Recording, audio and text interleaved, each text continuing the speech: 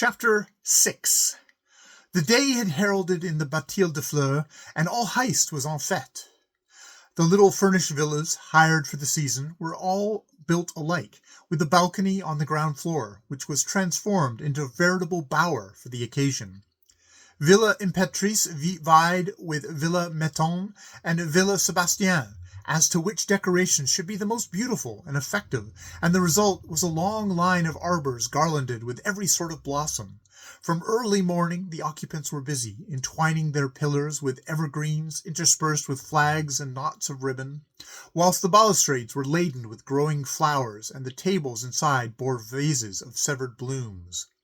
One balcony was decorated with corn, poppies, and bluets, whilst the next would display pink roses mixed with the delicate blue of the sea nettle, and the third would be all yellow silk and white marguerites. The procession of Chartres and the Bâtille itself was not to commence until the afternoon, so the visitors crowded the sands as usual in the morning, leaving the temporary owners of the various villas to toil for their gratifications during their absence. Margaret Pullen felt sad as she sat in the hotel balcony, watching the proceedings on each side of her. She had intended her baby's perambulator to take part in the procession of Chartres, and had ordered a quantity of white field lilies with which to decorate it. It was to be a veritable triumph, so she and Miss Layton had decided between themselves, and she had finally pictured how lovely little Ethel would look with her fluffy yellow hair lying amongst the blossoms. But now baby was too languid and ill to be taken out of doors, and Margaret had given all the flowers to the little Montagues, who were trimming their mail cart with them, in their own fashion. As she sat there, with a pensive, thoughtful look upon her face, Harriet Brant, dressed in a costume of grass cloth, with a broad-brimmed hat nodding with poppies and green leaves that wonderfully became her on her head, entered the balcony with an eager, excited appearance. "Oh, Miss Pullen, have you seen the Baroness?" she exclaimed. "We are going to bathe this morning. Aren't you coming down to the sands?" "No, Miss Brant, not today. I am unhappy about my dear baby. I am sure you will be sorry to hear that she has been quite ill all night, so restless and feverish." "Oh, she'll be all right directly her teeth come through," replied Harriet indifferently, as her eyes scanned the scene before them. "There's the Baroness. She's beckoning to me. Goodbye." And, without a word of sympathy or comfort, she rushed away to join her friends. Like the way of the world, thought Margaret, as she watched the girl skimming over the sands. But somehow I didn't think she would be so heartless. Miss Layton and her fiancé had strolled off after breakfast to take a walk, and Miss Pullen went back to her own room and sat down quietly to needlework. She was becoming very anxious for Dr. Phillip's arrival, and had even written to England to ask him to hurry if it possible, for her infant, though not positively ill, rejected her food so often that she was palpably thinner and weaker. After she had sat there for some time, she took up her field glasses to survey the bathers on the beach. She had often done so before, when confined to the hotel. It afforded her amusement to watch their faces and antics. On the present occasion, she had no difficulty in distinguishing the form of the Baroness Goblet, looking enormous as, clad in the most conspicuous bathing costume, she waddled from her machine into the water, loudly calling attention to her appearance from all assembled on the sands as she went. The Baron, looking a little less comical, advanced to conduct his spouse down to the water, whilst after them flew a slight boyish figure in yellow, with a mane of dark hair hanging down her back, which Margaret immediately recognized as that of Harriet Brant. She was dancing about in the shallow water, shrieking whenever she made a false step, and clinging hold of the Baron's hand, when Margaret saw another gentleman come up to them and join in the ring. She turned the glasses upon him, and saw to her amazement that it was her brother-in-law. Her first feeling was that of annoyance. There was nothing extraordinary or improper in his joining the Baroness's party. Men and women bathed promiscuously in Height, and no one thought anything of it. But that Ralph should voluntarily mix himself up with the Goblets after Eleanor's particular request that he should keep aloof from them was a much more serious matter, and, by the way, that reminded her, where was Eleanor the while? Margaret could not discern her anywhere upon the sands, and she wondered if she had also been persuaded to bathe. She watched Captain Pullen, evidently trying to induce Miss Brant to venture further into the water, holding out both hands for her protection. She also saw her yield to his persuasions, and leaving go of her hold on Herr Baron, trust herself entirely to the stranger's care. Miss Pullen turned from the window with a sigh. She hoped there was not going to be any ructions between Ralph and Eleanor, but she would not have liked to see him at that moment. She bestowed a silent benediction, not loud but deep, on the foreign fashion of promiscuous bathing, and walked across the corridor to her friend's room to see if she had returned to the hotel. To her surprise, she found Miss Layton dismantling of her walking attire, soberly seated at the table, writing letters. "Why, Eleanor," she said, "I thought you were out there with Ralph." The young lady was quite composed. "So I was," she answered, "until a half an hour ago. But as he had then expressed his determination to bathe, I left him to his own devices, and came back to write my letters." "Would he not have preferred your waiting on the sands till he could have joined you again?" "I did not ask him. I should think he would hardly care for me watching him whilst bathing, and I am sure I should not consent to do so." "But everyone does it here, Eleanor. If you do not care to go down to the beach, you might have waited for him on the Dagg." "My dear Margaret, I am not in the habit of dancing attendance upon men. It is their business to come after me. If Ralph is eager for another walk after his dip, he can easily call for me here." "True, and he can as easily go for his walk with any stray acquaintance he may pick up on the sands." "Oh, if he should prefer it, he is welcome to do so," replied Eleanor, resuming her scribbling. "My dear Eleanor, I don't think you quite understand Ralph. He has been terribly spoilt, you know, and when men have been accustomed to attention, they will take it wherever they can get it. He has come over here expressly to be with you, so I think you should give him every minute of your time. Men are fickle creatures, my dear, and it will take some time yet to despoil them of the idea that women were made for their convenience. I am afraid the man is not born yet for whom convenience I was made.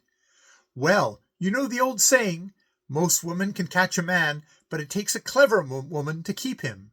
I don't mean to insinuate that you are in any danger of losing Ralph, but I think he is quite worth keeping, and I believe you think so too."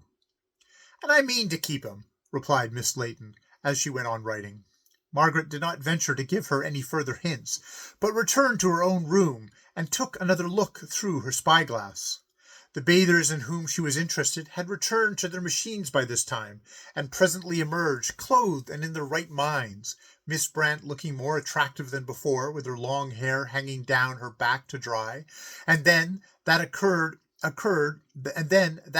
which she had been anticipating.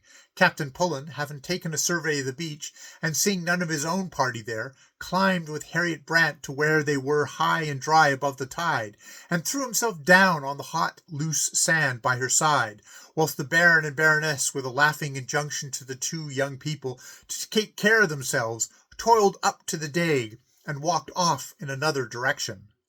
When they all met at déjeuner, she attacked her brother-in-law on the subject. "Have you been bathing all this while?" she said to him. "You must have stayed very long in the water." "Oh, dear no," he replied. "I wasn't in above a quarter of an hour."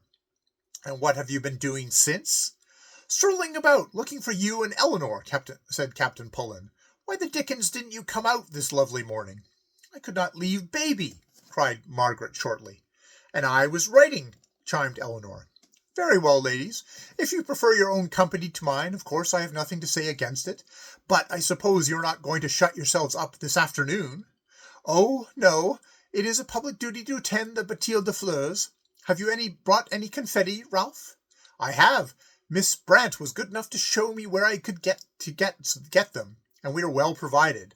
There is to be a race between lady jockeys at the end of the Dagg, too, I perceive." "What, with horses?" "I conclude so. I see they have railed in a portion of the ground for the purpose," replied Captain Pullen. "How could they have raced without horses?" called out the Baroness. Harriet Brant did not join in the conversation, but she was gazing all the while at Ralph Pullen, not furtively as she had done the day before, but openly and unabashedly, as though she held a proprietary right in him. Margaret noticed her manner at once, and interpreted it aright, but Miss Layton, true to her principles, never raised her eyes in her direction, and ignored everything that came from that side of the table. Miss Pullen was annoyed.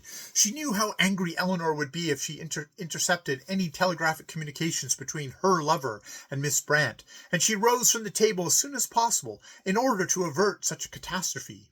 She had never considered her brother-in-law a very warm wooer, and she fancied that his manner towards Miss Layton was more indifferent than usual. She took one turn with them along the Dague to admire the flower-bedecked villas, which were in full beauty, and then returned to her nursery, glad of an excuse to leave them together, and give Eleanor a chance of becoming more cordial and affectionate to Ralph than she had yet appeared to be.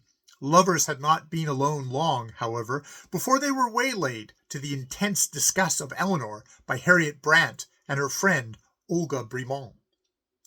Still further to her annoyance, Captain Pullen seemed to welcome the impertinent interference of the two girls, who could scarcely have had the audacity to join their company unless he had invited them to do so. "The charrettes are just about to start," exclaimed Harriet. "Oh, they are lovely, and such dear little children. I am so glad that the Bâtie de Fleurs takes place today, because my friend's brother, Alfred Bremont, is coming to take her to Brussels the day after tomorrow." "Brussels is a jolly place. Mademoiselle Bremont will enjoy herself there," said Ralph. "There are theatres and balls and picture galleries, and every pleasure that a young lady's heart can desire." "Have you been to Brussels?" asked Harriet. "Yes, when I was a nasty little boy in jacket and trousers. I was placed at Miss Jackson's English school there, in order that I might learn French, but I'm afraid that was the last thing I acquired. The Jackson boys were known all over town for the great nuisances in it." "What did you do?" "What did we not do? We tore up and down the Rue Montague de Clos at all hours of the day, shouting and screaming and getting into scrapes. We ran up bills at the shops which we had no money to pay. We appeared at every place of amusement, and we made love to all the schoolgirls, till we had become a terror to the schoolmistresses." "What naughty boys!" remarked Miss Brant, with a side glance at Miss Layton. She did not like to say all she thought before this very stiff and proper young English lady. "But, Captain Pullen," she continued, where are the confetti? Have you forgotten them? Shall I go and buy some more?" No, my pockets are stuffed with them," he said, producing 2 bags, which he handed Harriet one. Her thanks was conveyed by throwing a large handfuls of tiny blue and white pink paper, which do duty for the more dangerous chalk sugar plums, at him, and which covered his tweed suit and sprinkled his fair hair and moustaches. He returned the compliment by flying after her retreating figure, and liberally showering confetti upon her. "Oh, Ralph, I do hope that you are not going to engage in this horseplay," exclaimed Eleanor Layton, "because if so, I would much rather return to the hotel. Surely we may leave such vulgarities to the common people, and Miss Harriet Brant." "What nonsense," he replied. "It's evident you've never been in Rome during the Carnival. Why, everyone does it. It's the national custom. If you imagine I'm going to stand by like a British tourist and stare at everything without joining in the fun, you're very much mistaken." "But is it fun?" questioned Miss Layton. "To me it is. Here goes!" he cried, as he threw a handful of paper into the face of a passing stranger, who gave him as good as she had got in return.